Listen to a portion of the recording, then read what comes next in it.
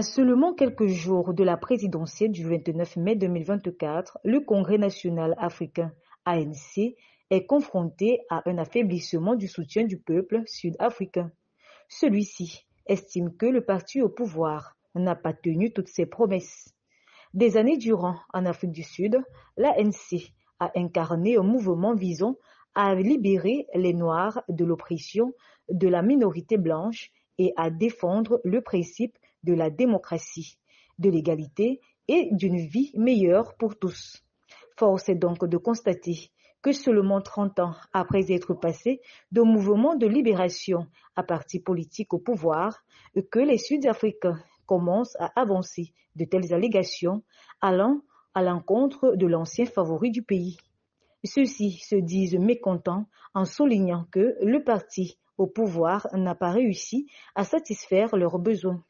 Si la situation ne trouve aucune amélioration, l'ANC, qui lutte pour conserver sa majorité parlementaire, pourrait être obligée de former un gouvernement de coalition nationale aux élections.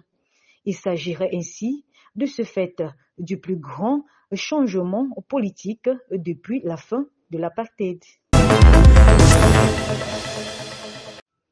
En date du 21 mai 2024 s'est tenue la cérémonie officielle de remise des rapports d'études concernant les incidences causées par les sanctions injustes de la CEDEAO et de l'UEMOA, dont le secteur privé nigérien a vivement été frappé.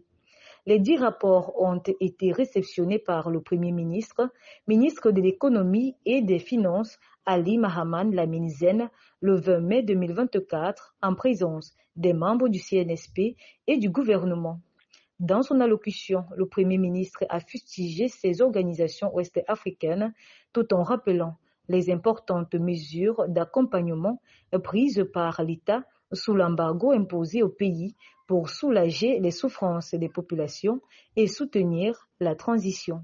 Par ailleurs, l'homme d'État a loué le sacrifice exceptionnel consenti par les forces de défense et de sécurité pendant cette période difficile endurée par le Niger. Ceux-ci ont fait preuve d'une résilience et d'un patriotisme remarquables. En rappel, ces sanctions ont eu lieu à la suite de la révolution du 26 juillet 2023 qui a conduit le Conseil national pour la sauvegarde de la patrie aux affaires avec pour chef de file le général Abdourahmane Tiani qui continue de conduire le pays avec bravoure et dévotion afin d'asseoir la souveraineté nationale. Après plusieurs décennies d'attente, le projet de construction d'une première centrale nucléaire va voir le jour au Ghana. Acté dans les années 1960, le processus a été interrompu à cause d'un coup d'État dans le pays. Et puis, il a été relancé en 2006 avec l'appui de l'Association internationale de l'énergie atomique à la suite d'une crise électrique dévastatrice cette année-là. Pour cette nouvelle relance du projet, le Ghana est courtisé par 5 entreprises désireuses de piloter le projet. Il s'agit entre autres de l'entreprise française EDF ainsi que des entreprises américaines, chinoises, sud-coréennes et russes. Selon Robert Sogbadi, directeur adjoint du ministère de l'Énergie chargé du nucléaire et des énergies alternatives, ce contrat devrait s'étaler sur la prochaine décennie. Pour l'heure, le Ghana devra choisir une entreprise pour construire sa première centrale nucléaire d'ici le mois de décembre.